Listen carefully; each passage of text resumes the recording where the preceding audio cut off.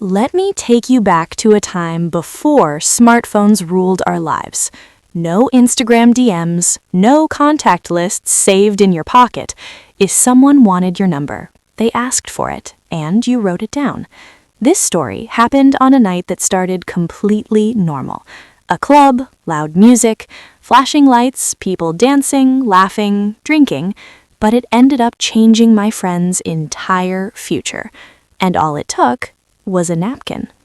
I was out with friends at a club, not dressed to impress anyone, just having fun, enjoying the music, minding my own business. That's when I noticed a man across the room.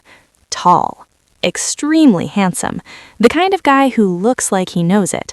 At first, I couldn't place him. Then it hit me. I recognized him from photos. He was my friend's boyfriend. Now, here's the important part. I had never met this guy in person before, but I knew exactly who he was. Why? Because he had already cheated on my friend once.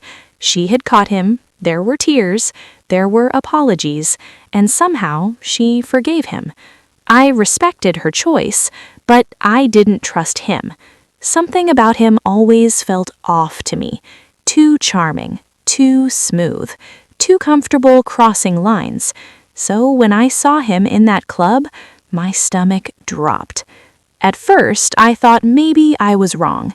Maybe he wouldn't recognize me. Maybe he'd stay with his friends. But no, a few minutes later, he walked straight over to me. Big smile, confident posture, like he didn't have a girlfriend waiting for him at home. He introduced himself, and when he said his name, I knew for sure. It was him.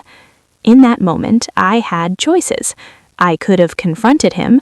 I could have told him I knew exactly who he was. I could have made a scene. But honestly, I didn't feel safe doing that in a crowded club with a drunk man.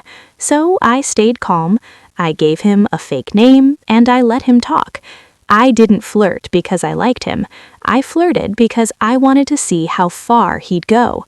And he went far. He complimented me. He leaned closer. He acted single. Not once did he mention my friend. That told me everything I needed to know. Eventually, he smiled and said, "So, can I get your phone number?" Back then, this wasn't a casual question. Giving your number meant something. I paused. Then I said yes. Phones weren't pulled out back then. You didn't type numbers, you wrote them. So I picked up a napkin, grabbed a 10. At the top, I wrote my fake name. Then I stopped, and I made a decision that still makes people laugh to this day. I wrote down his real girlfriend's phone number, my friend's number. I folded the napkin, handed it to him, and smiled. Honestly, I didn't expect him to call. I thought he'd look at the number later, recognize it, and realize he'd been caught.